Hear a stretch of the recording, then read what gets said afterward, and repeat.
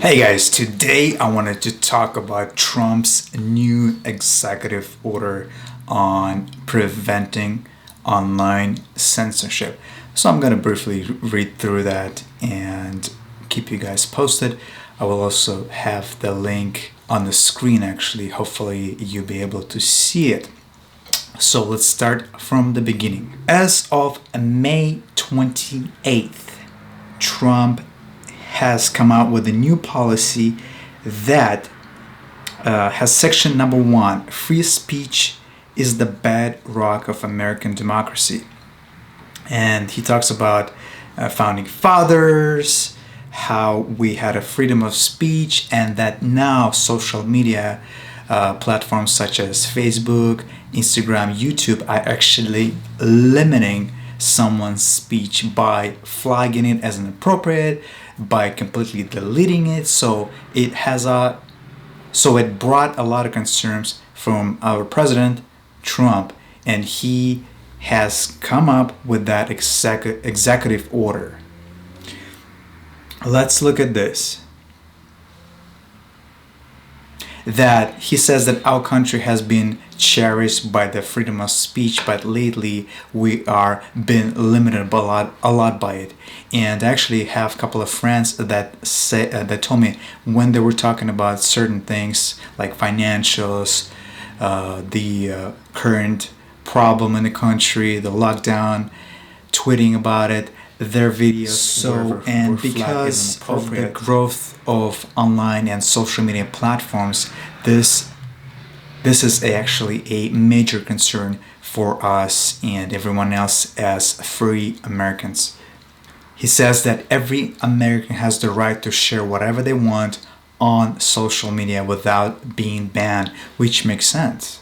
We're looking at Twitter, Facebook, Instagram, YouTube has the power to actually delete, censor, or disappear information that prevents others from seeing it, especially with current going events. So Trump says that he will make it clear to make sure that the internet actually is uncensored for that type of thing. He also talks about Twitter, that Twitter has been deciding selectively to limit certain tweets, to limit certain videos, etc., certain links, especially when it comes to Russian collusion hoax. And he talks about that the Twitter did not ban any of that because it actually has to do with some type of economical issues or bring up the biased political views on that specific topic. And it's amazing how he says the certain politicians or out of the country also tweet, and Twitter actually never bans them, which is very concerning. You and I or somebody else, we will get banned right away. He says, as a nation, we must foster and protect diverse viewpoints in today's digital society. So the freedom of expression should be allowed us to express whatever we want without being flagged or limited. Section 230C was designed to address early court decision holding that if an online platform restricted access to some content posted by others, it would be thereby become a publisher of all content posted on its site for purposes of torts such as defamation.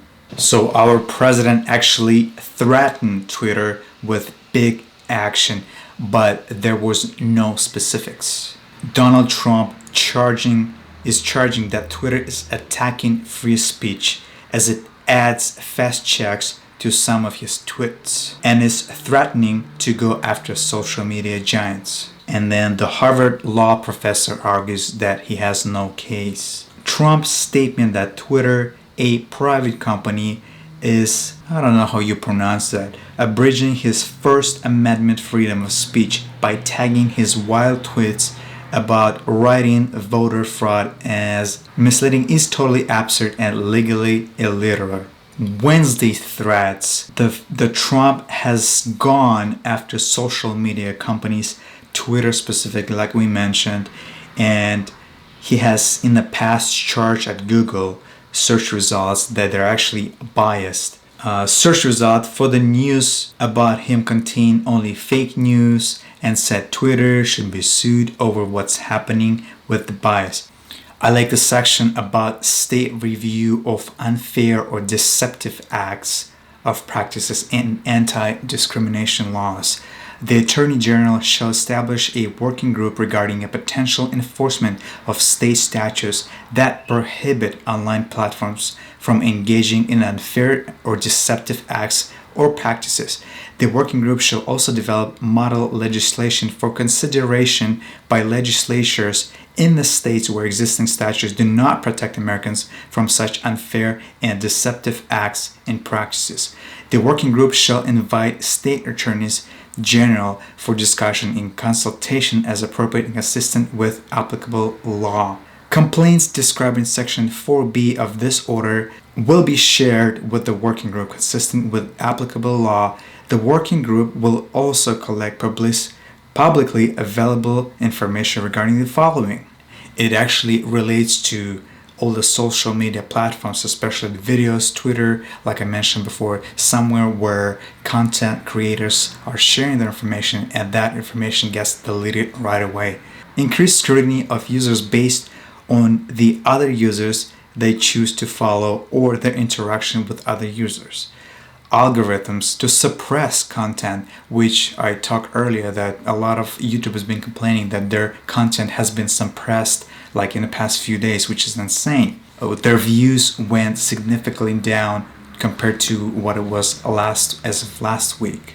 So section number 3, algorithms to suppress content or users based of indications of political alignment or viewpoint. A differential policy allowing for otherwise impermissible behavior when committed to accounts associated with the Chinese Communist Party or other anti-democratic association of governments. Acts that limit the ability of users with particular viewpoints to earn money on the platform compared with other similarly stated. So I think that legislature or that act is very interesting because it will allow us to be more free. I know Trump always talks about fake news and everything, but now I think he targeted social networking platforms because our views and our speech has been significantly limited, and obviously he doesn't like it. He likes the freedom of speech. And as looking at our amendment for freedom of speech, we are limited on social media. Whatever you post might get deleted, might get flagged, it might get completely vanished from the other viewers. And he implies that news and other governmental agencies have more power, and for some reason social media platforms, possibly getting paid for it, are not limiting the information that specific party providing in order to influence those people online who are actually watching and reading the news. As our president mentioned that executive orders were made to punish social media platforms that are completely toothless and they can do whatever they want, and he doesn't want that to happen to us. And it's amazing how after that executive order there are shares that went down a bit. Let's say if we're looking at the day of the threat from the Trump, well, apparently it's a threat to the social platforms. Twitter was down by almost 5%. Facebook stock declined significantly by 1.6%. I do have some stocks bought from Facebook, so that's not a good thing.